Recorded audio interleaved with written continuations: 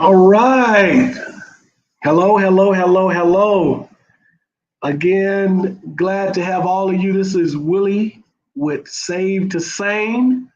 Glad to have you here wherever you are tuning in, whether you are live, regardless of the time zone. I am, as of about 3 months ago, I am now West Coast Pacific time. So it is 4 o'clock where I am in the Pacific time zone. And 7 o'clock on the Eastern time zone. I'm glad to have all of you here today. We have a really interesting topic today, and we will get into it shortly. But I want to do what I always do, which is first begin by welcoming or saying thank you to a couple of people. First one being Taisha. Taisha, I see that you actually were on at 2 o'clock. So I appreciate that. It's a great title. You're here for the discussion. So hopefully you join us. You come back and join us. But yeah, well, thank you to Taisha for everything. She's partly responsible for us doing this podcast and this podcast being what it is. And so I certainly appreciate her. And in just a minute, I'm going to say a couple of things that I hope would sound good to her. She's been pushing me on some of this stuff. But thank you, Taisha, for everything. I hope things are well with you and the family. What's going on, Jay Jammin? Those of you who are out there, please chime in. Let me know that you are there, that you hear me, and that you are ready to participate with this discussion today. And then secondly, I would like to thank my wife, my wonderful wife, who is again, 100% supportive of everything that I do. I appreciate her support and her encouragement, and I could not do this without her. Speaking of that, my wife and I had a discussion a few days ago, and I talked about how I wanted to sort of spend more time and put more resources into doing this now and into the future. Of course, she gave me her 100% okay, go for it. So that's sort of a bit of an announcement. We are really, this is really going to be part of what we do from now on out. Just not this podcast, but other things related to being an advocate for us non-believers. That includes I am currently writing or working on a second book. Well, it's to be my fourth book, but my second book talking about religion. So working on that. I will be doing more speaking engagement, more appearances. So those of you who know of an organization or a group that is looking for a speaker to speak on this topic, I can do it via Zoom, or I can fly in somewhere, providing that the payment is adequate enough. But these are for paid speaking engagements, debates, or anything of that nature. I am open to that. I have time to do that now. This is my primary, I'm not gonna say job, but my primary focus. And so I think that is all great news. And so you would be seeing more from me regarding this type of thing. And also Taisha, I am going to work on the podcast itself, maybe get some intro music, some videos, and reach out to some guests, some additional guests. So absolutely. So that is good news on that part. So again, those of you who are out there to hear me, please chime in. Let me know that you're out there before we get going on today's topic. But however, Jay Javin said, friendly reminder to call in a favor from Mr. Jeremiah Camaro and watch the channel grow. You're absolutely right. I got to get Jeremiah on here. I actually commented on something that he had on TikTok. I've yet to hear back from him. So I may have to actually just call Jeremiah and see if he will pick up. And because I told Taisha a while ago that I would try to get him on the show, and I have reached out to him, but I need to call him again and reach out to him again to sort of get him on the show. So absolutely, you're right. So appreciate that, Jay Jammin.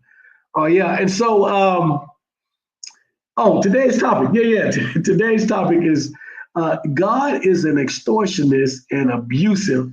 Your relationship with him is based on fear. And so that's what we're going to talk about today. I welcome all comments. I welcome those of you who agree and those of you who disagree. So hopefully we have some people with a counter argument to what we are saying today, or what we are going to talk about today. I don't have a specific rhyme or reason as to why I came up with this topic, other than the fact that it is fact. It is what it is. But I do want to share something with you before I get deeply into the topic. I want to share with you an experience that I had last night, and it exemplifies why I and others do this type of work, and I call it work as from the standpoint of being an advocate for the time and resources that we put into this. So last night I was at an event watching Monday Night Football with a group of guys. These happened to be mostly, if not all, African American guys, 8 to 10 of us. We were enjoying bonding, I guess you would say, and watching the game. And at halftime, the guy who sort of founded the group sort of had a topic that he wanted us to discuss. And the topic was about how do you view success? And so we got deeply into that topic. But one of the things that I noticed, and I've noticed this before in other type situations, conversations, dialogue, group meetings, or whatever like that. One of the gentlemen, he was probably the oldest guy in the group. He was in his 60s. He continuously referenced his faith, his belief in God, his belief in Jesus for being the reason, the rationale for pretty much everything that was going on in his life. And this continued. So pretty much every statement he made, he concluded that statement with how wonderful, how marvelous God and Jesus had been in his life. Eventually, a couple of other gentlemen sort of chimed in with sort of the same sentiment, and this sort of became a running theme. We were speaking with one of the gentlemen who was having some physical ailments, some physical problems, along with, I think, some marital issues as well. And so we were sort of not necessarily consulting him, but maybe giving him some advice for whatever that's worth. But anyway, this continued. And so every time one of these 2 or 3 gentlemen spoke, it always concluded with how wonderful, how great God is. And you can't do anything without God and Jesus. And God and Jesus is the reason for everything. He's the reason why we exist, blah, blah, blah, so forth and so on. And eventually I said, I made it known my position on religion. I began by explaining to them that I had been a Christian for 40 plus years, and that I was no longer a Christian, and that I wasn't a believer. If you know anything about our culture, our community, when you say that publicly, everything stops, right? If you're among other African Americans, and so everything did stop. There was a pause, but to everyone's credit, it was not. I didn't feel ostracized. People were actually, some of the guys were more inquisitive as to how I got to that position. I don't know if it was being inquisitive from the standpoint of how could you, or was it interesting? I would like to know more about that. And so it was one of those things. So we briefly talked about that. And so I felt it was fine. It was great. It was a great dialogue. What's going on, Amanda?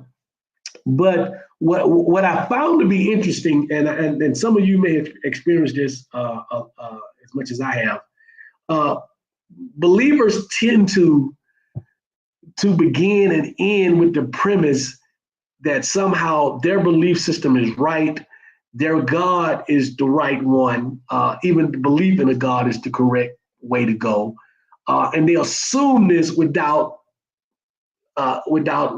reference, without understanding or being able to read the room. The assumption is, especially with African Americans, the assumption is that we all believe the same thing. And so we're very comfortable among each other expressing our love and affirmation, affirmation and reverence for God and Jesus. And it goes and no one challenges it. And so clearly it's not often that they're in a room with other African Americans where there's someone who is openly admits that they're no longer a believer. And so when people ask me all the time, why do I do this if I'm not a believer? That is one of the reasons why I do this, because most believers take it upon themselves that everyone believes the way they believe and that they're right. And they make that assumption without even considering that maybe there's someone around them that doesn't believe the way they believe. Now, I'm not bothered by Christians who go on and on and on, but I do believe that those of us who are non-believers have the same right to express our non-belief as believers do in expressing their belief. As much as they want to express how wonderful and how great their God is, we as non-believers have the right to express our disagreement with that, especially if this is how they're going to operate in a very conversation that is mundane and distant from religion itself. This was not a religious conversation. It had nothing to do with religion. But yet, these gentlemen wanted to interject their faith, their belief system in pretty much every sentence, every phrase that they uttered. And so I felt that it was my responsibility to say, hey, first of all, there is someone in the room who don't agree with you, and that's my right to. And so I wasn't saying this to get them to stop making that acknowledgement, but I wanted them to understand that there was someone in the room that didn't agree with them. And so if they didn't see me nodding my head every time they acknowledged Jesus and God being the reason for everything, it was a reason for that. And so I just thought that that was really, really interesting. Jay Jamming, the assumption is so disrespectful, but they tiptoe for so-called, for so-called, I can say it, for so-called Jews. It is disrespectful, and I don't think that most believers see it as being disrespectful, especially African Americans, because that assumption is so strong, and they rarely do they meet another African American who is a open non-believer who admits it. And so I don't think that they've been challenged enough to understand and see that, okay, maybe no, not me, but there may have been someone in the room like me who may have been uncomfortable with that. I spent 40 years in Christianity, so it doesn't bother. I have family members who, almost everyone I know is still a Christian. So, but what if that did bother me? And so I should have the right to push back on that. Amanda said exactly. Neo, what's going on? Glad to have you, Neo. Glad to have you with us as well. And so, so I just wanted to sort of throw that out there as sort of a opening, welcoming introduction piece as to what happened to me yesterday and what I was involved in. So now, the topic, God is an extortionist and abusive. Your relationship with him is based on fear. So last night, and I talked about the experience last night, and I think some of that, this whole fear thing was some of that. I think there are those of you who on here who have openly admitted your disbelief or your non-belief in God to believers. What I get the pushback I get is, how's that possible? And then there's a sense of fear. Like I remember the first time my wife and I told my mother that we didn't believe the way she believed. And one of the first things she said to us, outside of the insults, were, what's going to happen to your soul? Or she first mentioned where are you going to have your funeral at, right? Because you got to be a Christian to have a funeral at the church. And I mean, that was the furthest thing from our mind. But I think also one of her concern was obviously, where's your soul going, when you die? And I've got to a point in my evolution of this thing to where my soul goes, if there is even a such thing as a soul, which I don't even believe that, but that's not my concern. I'm not concerned about that, so I don't waste my time being concerned about that. But from the fear standpoint, there's this fear of, you're going to hell, or this fear of God's retribution because you are not a believer, or God is going to unleash the devil on you. There's always this fear element that goes along with it. And this is also part of the larger picture. And I got Neo on here. This is part of the larger matrix picture, right? Things are always driven by fear. And religion is just one of the arms, one of the tools that's used to drive this whole thing. That's what I believe. And I believe religion is in bed with all this other stuff. And if society, if the powers that be can keep us fearful of everything, then they can control our actions. And one of the best ways to keep us fearful of things is through religion. You must act a certain way. You must do a certain thing. You must fit in a certain box. If you don't, all these bad things are going to happen to you. So Jay Jemison, I agree with you completely. I noticed in the workplace, Christians are scary as hell when engaging in conversations with people of other faith. They try to act so accommodating. So there's a different level, right? There is the level of fear that most Christians have, right? I mean, it's you can touch it. But then there's another level for African American Christians. Like we are afraid of everything. My wife and I had a friend that she was a Christian. She once told us that she was literally eating too many peanuts, right? And she said, I need to stop eating the peanuts because that's not godly. So she was fearful that she was eating too many peanuts. I mean, literally, I'm not making this stuff up. And so Black people, we're afraid of everything. If you can't, we've talked about this before.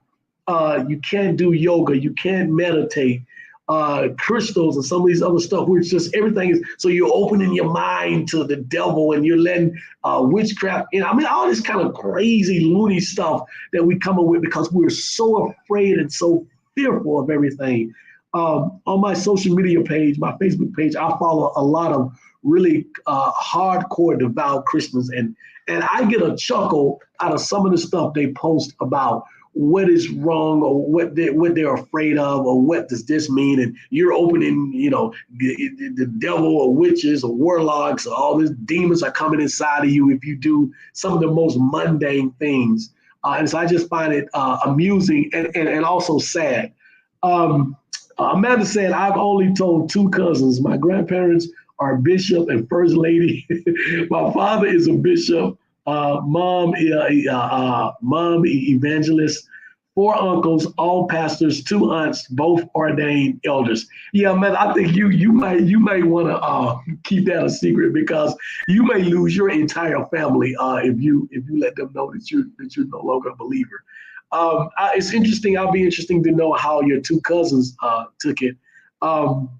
Amanda said, again, everything is demonic to Black people. Everything is demonic to Black people. Every single thing. Neo, thank you, Neo. Neo said, please hit the like button. Yes, please hit the like button. Please, please, please, please, please. Back to Amanda's point about everything being demonic, and I think some of the other stuff that was said earlier. Interesting thing, my nephew, I call him my favorite nephew, but he's my only nephew, so he's my favorite nephew. But he called me and we had a conversation. He called me. First of all, he started sending me these things about religion, and so he's in the process of a journey. But I think he's leaning more toward, kind of believing like his mother, and which is my sister, and then his grandmother, my mother, before she passed. But he's open to hearing my side of it, and so he sends me these things, and I'll look and read them, and then I might hit him back and let him know my opinion on it. One particular thing he sent me, and I hit him back like, this is, there's no evidence and there's no proof of this. So he called me, and so we had this conversation. And so one of the things he said in the conversation, and I was like, listen. So you can send me anything you want to. I have no problem. We can discuss this. I love having these discussions. And he was like, yeah, I'm just sending it because, I can't talk to my mother because she's devout Christian. And so it just goes back to this thing about most Christians are not open to having conversations that are antithetical to what they believe. And so when you have some of these younger people, my nephew is in his early 30s, he's inquisitive because he has the internet and he sees things and hears things that don't necessarily gel with what he was taught as a very young person. And so he needs someone that he can sort of bounce this stuff off of that's not going to be judgmental or closed-minded about it. And so for the most part, it's the only person he can come to. Again, I'm not trying to change him or deconvert him or anything like that. And so the last thing I said to him was, son, just read everything and basically don't be fearful of things. Just read everything and figure out what works best for you. Amanda said, my cousins are very supportive. They are now curious. When I talk to them about just basic nonsense in the Bible, they agree, but they'll never tell anyone they agree. Again, that's that whole fear thing. I've literally had conversations with devout Christians. One come to mind in particular, a friend of my wife's. And we talked for literally for hours and hours till 2, 3 o'clock in the morning about this stuff. And her response to it was, yeah, some of the stuff makes a whole lot of sense. Yeah, you're probably right about this, but I'm still gonna hold on, still gonna believe. And so a lot of that is fear, the fear of not believing. What happens if you're no longer a believer? What happens in the natural life? Like, is God going to punish you tomorrow when you wake up and you are stricken with an ailment, or your car blows up, or you don't have enough money to pay your bills? By the way, your car not working, you don't have enough money to pay bills. This is happening to many people across the world, in particular this country, and many of those people are believers. So I don't know how it's going to be any different. But there is a fear, a major fear with believers that in the natural, if I'm no longer a believer or admit that I have questions about this faith or religion, then there's going to be the wrath of God for me to deal with. And then obviously there's the whole afterlife thing. If I die and I'm not a believer, where is my soul going to go? Am I going to burn in hell? And so I answer these questions when I talk to people. I think some stuff is just really practical and for them illogical. If your soul, they say your soul will burn forever in hell, and you would be this incredible pain burning that you can't get away with. Well, here's the thing. The soul is not, if the soul exists, it is not physical. And so it has to be physical in order to be able to feel pain. So from a logical standpoint, that is illogical. How can a soul burn and feel pain if a soul is not physical? Right? And so we haven't even established that there's even a such thing as a soul. So this is another reason why this channel exists, because I want to present people with stuff that's practical, and I want them to think analytically about stuff, logically about stuff, because the more I spend time on this side, the further I get away from Christianity, the more I notice things, the more I notice how utterly irrational many of us are about religion. Things that, and I will admit, there were some things that I may have been irrational about, but there were some things that I just decided to just sort of ignore. And then there were things that I knew in the back of my mind just did not make sense.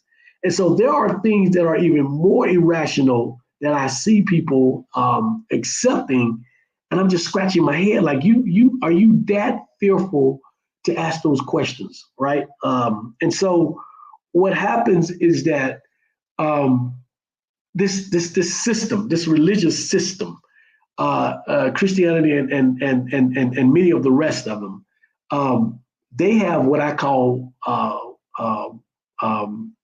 fail safes, or safe fails, whatever, where it is difficult for you to detach yourself from them, because the indoctrination is so deep, but they have these built-in defense mechanisms.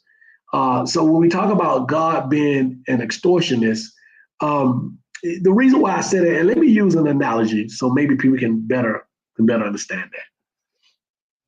If I own a store and my store is in the middle of mob territory, people from the mob, they're going to walk into my store and say, listen, you pay us $10,000 a month. And I'm going to say, no, go screw yourself. And they're going to come back and they're going to say, well, listen, this is a nice place you have here, looks good.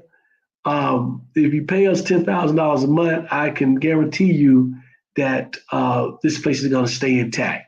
Nothing's going to happen to it. But if you don't pay me the $10,000, then, it probably going to go up in flames, right? And that's kind of what God does, right? The way God is interpreted in the Bible. That's kind of what God does. God says to you, well, listen, you can worship me. And then if you like us, you're not believers, and no, I'm not going to worship you. Because, well, if you don't worship me, you're going to burn in hell forever. But if you do worship me, then you're not going to burn. That's extortion. That's extortion.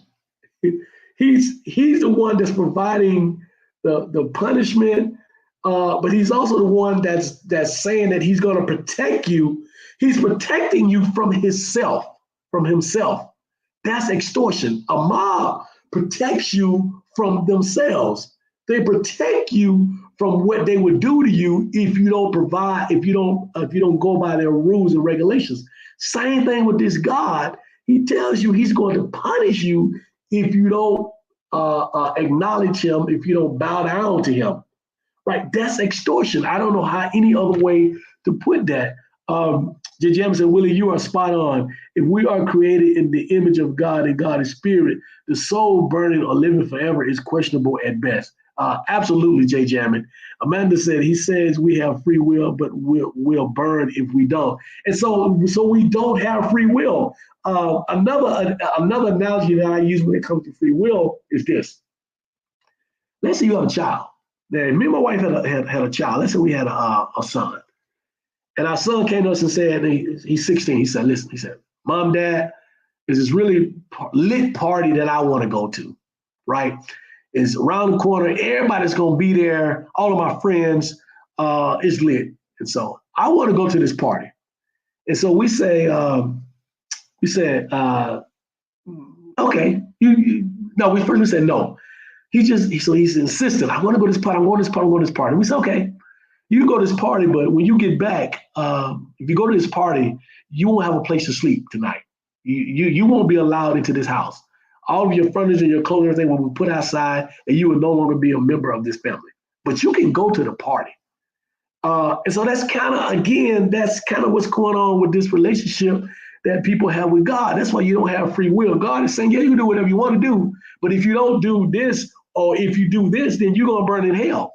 So do you really have free will? Because who wants to burn in hell? Free will is like, let what's going to naturally happen going to happen. And so my analogy about the child, about the son, is if we say, yeah, you could go to the party and whatever happens, happens naturally, right? You go to the party, he may drink, he may not drink, right? Something may happen, it may not happen. He probably going to get back home safely. There's a small chance that he won't. But those are naturally occurring things. I'm not as the parent, my wife and I, we're not as the parent creating consequences for you going to the party after we told you that you can go or that you can't go. That's what God does. God creates these consequences and then says, oh yeah, you have free will. Oh yeah, but if you do this, then this really horrible thing is going to happen to you. But no, go ahead, you have free will. You don't really have free will in that situation because the results, the consequences are not naturally occurring, right? It's something that someone puts in place, this someone being God. So the relationship that most Christians have with him is abusive relationship. It is one that an extortionist would have. And so that's kind of where we are on that. From an abusive standpoint, again, it's sort of like the abusive spouse beating you or allowing you to get beat, and then you running back to that abusive spouse to protect you. So how does that work? And so what do we mean by that? If you are believing, you believe that God is your father and he protects you and takes care of you, but yet you pray to him for comfort and you pray to him for protection. And let's say that you are in a relationship with someone and you pray to this God that this person is not abusive to you, right? And you believe that God has the ability and the power and the desire to protect you. You pray, but yet this God does not protect you. And you are abused. But then you turn around and you run to this God to be your comforter. That's an abusive relationship. Those people who, unfortunately, we're up to 140, 150 people who were killed in the hurricane recently. I would gather that many of those people prayed and believed that God was going to protect them and keep them safe through this natural disaster. And for 140, 150 of those people, that was not the case. The ironic thing about that is that the families of these people and the loved ones of these people are going to turn to the same God that they initially prayed to protect these people from this natural disaster. And now they're going to turn to the same God and ask for that God to comfort them. that is an abusive relationship. You can't continue to knock me upside my head and then have me turn to you for comfort. How about not knocking me upside my head to begin with? How about protecting me or us or my family from the storms and all of the other the abusive situations to begin with? And so when that happens, you're looking at an abusive relationship. So we have a God here that operates on extortion, fear, and abuse. And yet, as a society, and specifically as a community, this is what we continue to rely on for our well-being. So why is this important, and why do I have this as today's topic? Because I truly believe that this interferes with us as a minority group to begin with from progressing more so than what we have. And I think even as a larger society, it stops us from progressing. Do you understand? Do you know that if our kids went out on a worldwide stage in any kind of academic competition, and they profess that creation is the most plausible reason for our existence, they would be laughed off the stage, right? The way we as a society talk about and push Christianity outside of the Middle Eastern countries that heavily practice Islam and are a theocracy, the rest of the world laughs at us. They laugh at the U.S. when it comes to how we have this reverence to Christianity and our belief system. They do the same thing with those in the Middle East who have basically a theocracy when it comes to Allah and Islam. They laugh because they perceive us as being less intelligent in many cases because of that reliance and that reverence to a religion and how we really, really, really equate religion to science. And so, again, that's a hindrance. And so when you drill down even further, African Americans are even worse when it comes to that. There are many African Americans who truly believe everything that's in the Bible. They really believe the creation story when it's compared to evolution, natural selection, or Big Bang. I cannot tell you the number of arguments or discussions that I have been in with highly intelligent African Americans who have multiple degrees at high levels, PhDs, who will, with a straight face, tell me that they believe that God created the earth in 6 days and that the earth is 8 to 10,000 years old. And I said to them, are you serious? Are you really sitting here telling me that when there are tons and tons and tons of evidence that says otherwise? I had to tell a lady just the other day, I said, go to your child's school. And if your child is not in a religious-oriented school, a religious-based school, then they're going to be teaching evolution. They're going to be teaching natural selection. They're going to be teaching Big Bang. They're not going to be teaching creation. I say any non-religious university or college across the world, they're teaching evolution. They're not teaching creation. And she almost was in disbelief. And I'm like, this is 2024. How do you not know that is the case? It is one thing to say, because of my faith, this is what I believe. It is another thing to say, this is what I believe, and I completely ignore everything else and be surprised and shocked that creation is not what's taught in schools outside of religious schools. It is crazy to me. Kofi, what's going on? The Black Critic, what's going on? Cognitive dissonance, absolutely. Kofi said, I know Black Christians that put their brain away to talk religion. Jay Jamison, 6,000 years old. Who the hell built the pyramids? They really, because if you, and so here's the, I don't even want to use the word logic. Here's the reasoning behind why they believe that. So if you read the Bible and you go, the Bible has no actual dates, like this happened in 36, AD or whatever. But if you go back through the Bible and say, okay, we know that Jesus lived, you know, a little over 2,000 years ago because that's how we do our calendar. So that's 2,000 years. And then if you go back and you go through the Old Testament, there are sort of markers that'll tell you when this happened. Because like any mythology, there are real events and real people that's part of this mythology. So you can say that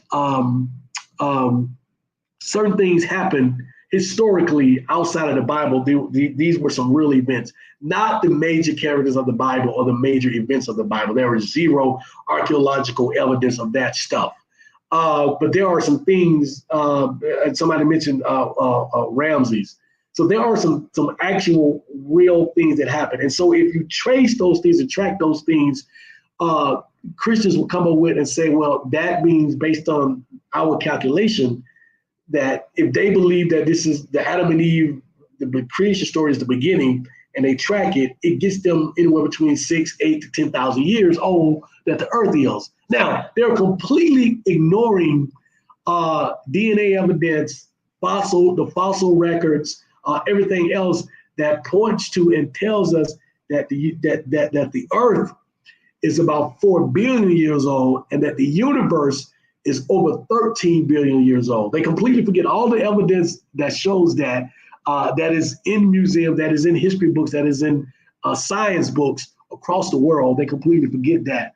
But yeah, and so that's where we are. The Bible, B-A-B-L-E, you sound like Taisha J. Jammett, is a problem. They think that it is a literal writing. Moses is fictional. Not only is Moses fictional, every major character in the Old Testament and New Testament, there is zero evidence that those characters ever existed. That includes Abraham, that includes Isaac, Ishmael, that includes Joseph, James, all of them, Paul, all of them. There is zero. There has been some evidence of King David, and we still don't know how accurate that is. And then there are ancillary characters in the Bible that are really irrelevant to the larger story. Some of those people, there's evidence that those characters existed, but the major characters that we base Judaism, Christianity, and Islam on, there is zero evidence anywhere, archaeological evidence, DNA evidence that those characters ever existed. During the time of Ramses, all of the pyramids were built. This is how you know the Bible is fictional. Absolutely. We also know that in Egyptian history, there is absolutely nothing written about the Exodus.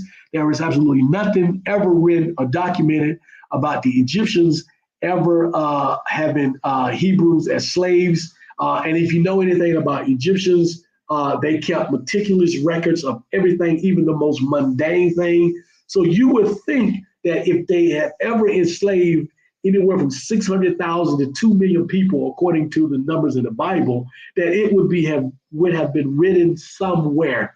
And especially if these individuals were responsible for building the pyramids, as some in the faith religion believe to be, you would think that there is something there. So again, with all of this information at our fingertips, it is amazing to me that many Christians are still fearful and at least asking the questions and at least challenging their faith. Many of them won't even do that in the face of all of the information that someone like me or other people may present to them. Kobe said the Kemites did not let slaves build the pyramids. Absolutely. Kemites is the original name for the people of that region. Absolutely, they did not. And so we know that there is no evidence of the Exodus story, which is a foundational story for both Jews and Christians. We know that never happened because there is zero evidence of that happening. So at this point, people, how do we reach others? Those who may be beginning their journey or starting to ask questions, because clearly there are going to be many people that we're not able to reach. And I'm of an age where most of my peers and my contemporaries are not going to change. But some of you on here and some of you who may listen to this, pick up on this a little bit later, you are younger and there are people in your generation, your peers, your contemporaries that have questions, maybe afraid. So how do we help them? Outside of platforms like mine and Neo's and Taisha's and many others out there, because the list is growing. Is this the best way for us to reach them to let them know that it is all right to have questions about this stuff. B, that there's a community of people who think like them, who look like them, and this is for African Americans, because there are plenty of non-African Americans who have already come to this understanding, and they don't have an issue with asking the questions. As I go through TikTok, I am excited to see the number of African Americans who are now influencers on TikTok who are talking about these very topics, and they're not afraid and they're challenging. On the other hand, I see many believers who are coming on with nonsense. There are people who won't even let you have conversations with them. They believe that over talking you is a way to get their point across, and so I don't engage with those individuals. And so yeah, it is great. Kofi said Hebrews and Jews tried to say that they were the ISIS that were in Egypt because they are historical ISIS. First of all, the current, as I taught in my class earlier today, in my two classes earlier today, many of the people that we see today that represent the Jews are not part of the original Jewish people. These are European Jews, many of them. And so we need to understand all of that from a historical standpoint. I'm not saying that there are that some of the Black people in this country who consider themselves descendants of the original Jews. I'm not saying that they are or are not. What I am saying is that the people who we see face-wise that are representing the Jewish people today are not the descendants of the original Jewish people. That's all I'm saying, and that is fact. And so that is not anti-Semitism or whatever it is. It is just historical facts. And so, yeah, so Amanda, yeah, I'm probably getting ready to change my Facebook, but I'm under Facebook, I'm under WC O'Neal, and that's just really for laughs, WC and then ONEAL, O'Neal, if you want to follow me on Facebook. I post a lot of stuff that people consider to be offensive to Christian and religious people. That's what some of this stuff comes from when I come on here and I have a topic and we talk about it. A few months ago, we talked about the young lady who was murdered by the police in her own home. That came from a Facebook post that I made. Instagram, I think what am I? Let me see. Taisha would be mad with me if she was on here because she was like, "You're supposed to know all of your handles," and she's absolutely right. So, my Instagram is, who am I on Instagram? WC O'Neal. I guess I'm the same on Instagram. Yep. Hello, Texas Goddess. What's going on? Glad to have you here. Yeah, so that's what I am on Instagram. I haven't done Patreon yet, but as I said before, I look to do more stuff like that because I'm going to make this sort of a income revenue generating source because I'm spending so much time and we're spending a whole lot more time. Kobe said there is no such thing as a biblical Jew or Hebrew from that standpoint. And so, yeah. So again, today's topic was about extortionists. About God being an extortionist, abusive, and the believer's relationship with Him, whatever they referred to God as being one based on fear. And so, yeah, thank you, Amanda. That's a great idea. So, yeah, so there's one based on fear. I think that fear is the number one reason as to why more people don't question religion, whether you are, especially the Abrahamic faiths, whether you are Muslim, especially Muslim and Christianity. As far as Jews or Judaism is concerned, it is unique in the sense that it is cultural as well as religious. So it is cultural too. So you can literally be quote unquote a Jewish person, Jewish and not be Jewish by faith. There are secular Jews. That is not the case when it comes to Christianity and Islam. So yeah, so I think that fear is a large driver in why more people don't question their faith. Because you can't make me believe that more people don't have questions. I'm just not willing to believe that humanity is that brain dead, especially now in 2024 with the internet and all of that. Um, so yeah, so I am pretty much done here. We're a little bit earlier. I usually go for about an hour, but we're probably going to get to about 50 minutes. I had said at some time ago that occasionally we will have a little bit shorter um, um, uh, uh, podcast. If you want a long podcast that lasts hours and hours, then you can check out Neo X. Her podcast goes forever, and they are awesome. Love Neo. Great job Neo does over there. So Amanda said, yes, we were taught that questioning God's existence is blasphemous. So people are scared to say or think anything. Yeah, that is the biggest part of it. We were absolutely taught again. That's one of those things I mentioned earlier. That's sort of a defense mechanism built into Christianity, because if they tell you that questioning God is blasphemous and send you straight to hell, then how many people, once you become indoctrinated, how many people are going to do that? So it's a fail safe, right? It is one of those defense mechanisms that's built within Christianity and Islam, for that matter, that keeps people in a particular place. It keeps people from questioning. Kobe said I should have a call-in segment. Kobe, before you joined today, one of the things I said, and that's a great point, but on that point, one of the things I said is that now I've said that this is going to be something that I spend a lot more time doing, this being this advocate for non-believers. And so there are going to be changes within the platform, the podcast. I'm going to do more paid speaking engagements and those type of things. And so one of the things that I will eventually add is a call-in segment. I know there's a lot of people out there that is doing that, and I would love to do that. So we will do that as well. So thank you for that. Jay Jam said, in answers to your questions, in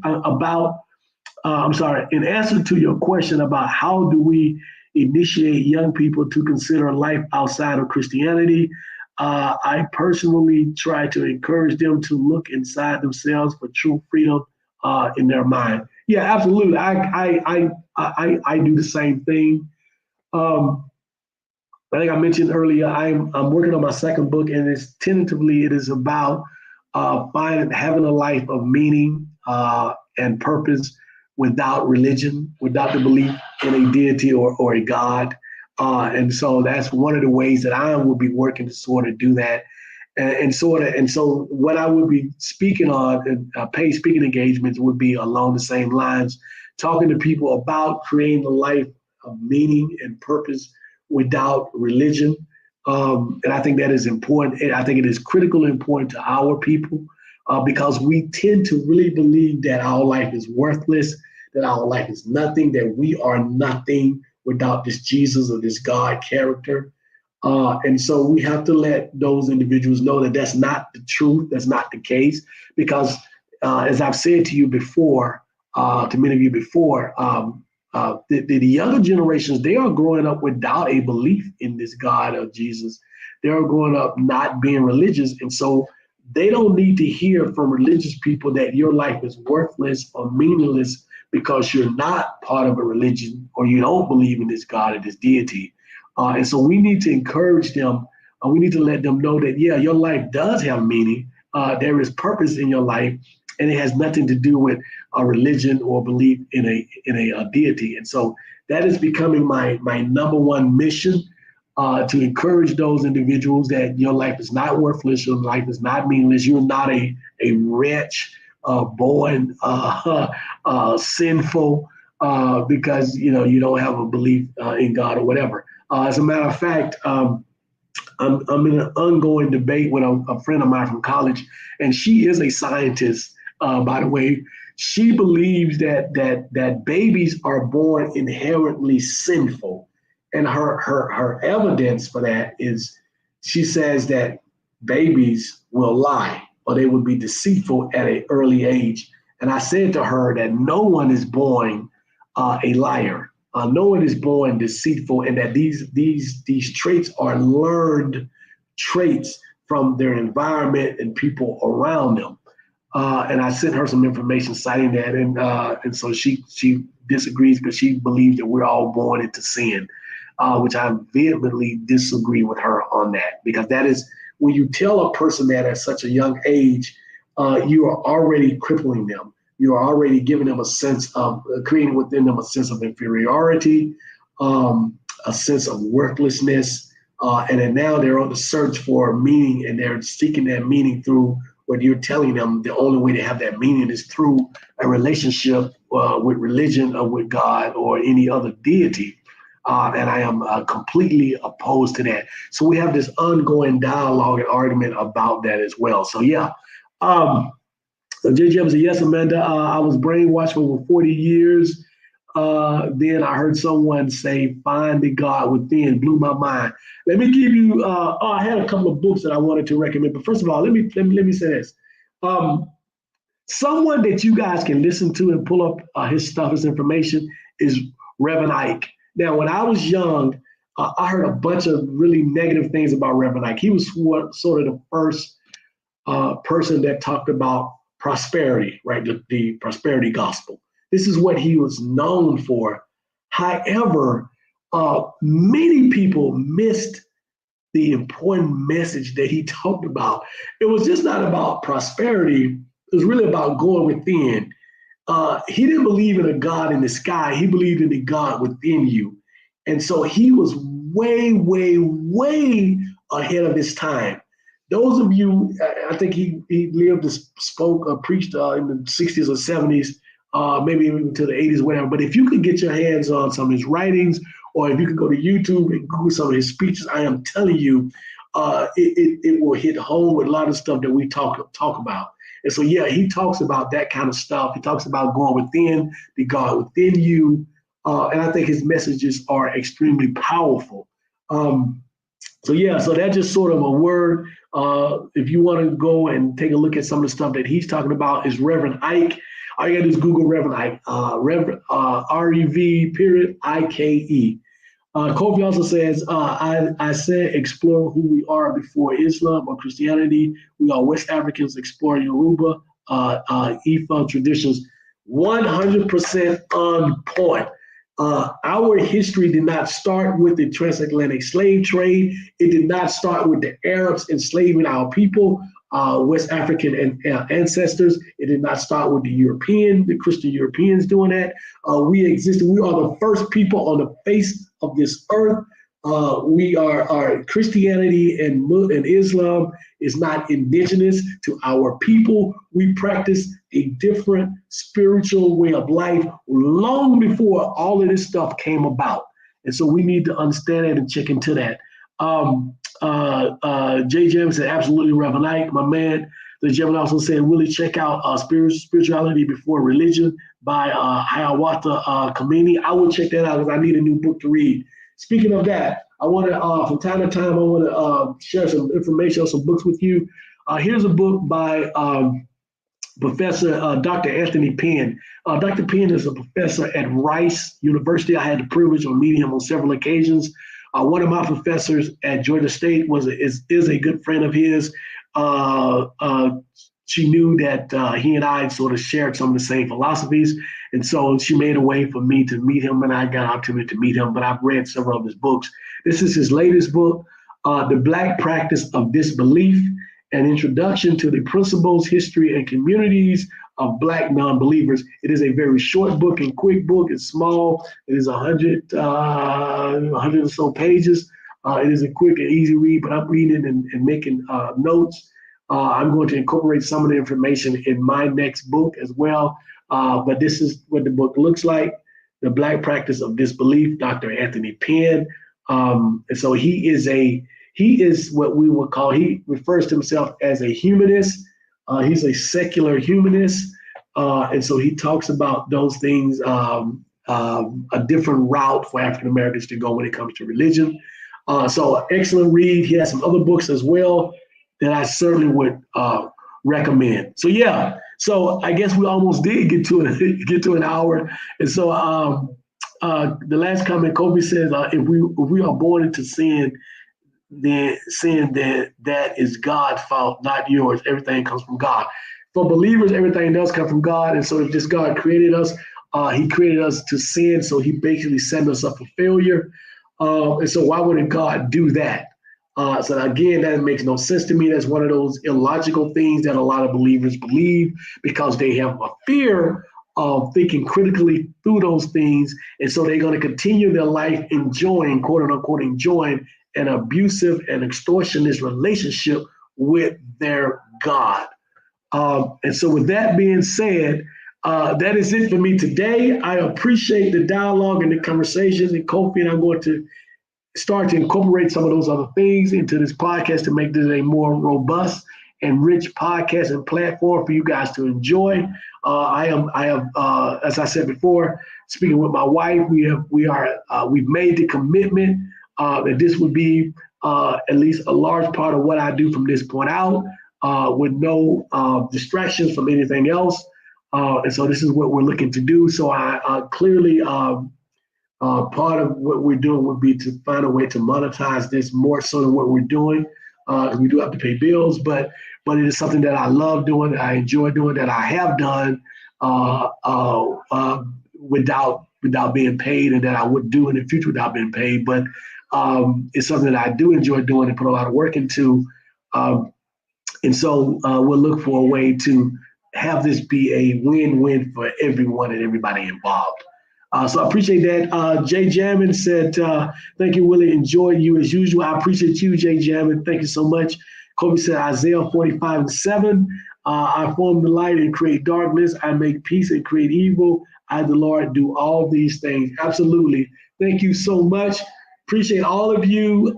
Jay Jammin, Kofi, let me see who else joined us. Amanda, appreciate it so much. Texas Goddess, thank you so much.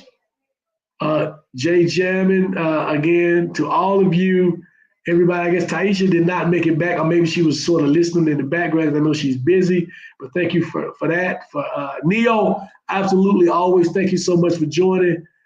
Thank you. And I will see all of you in a couple of weeks. Stay safe, and I will see you in 2 weeks. All right.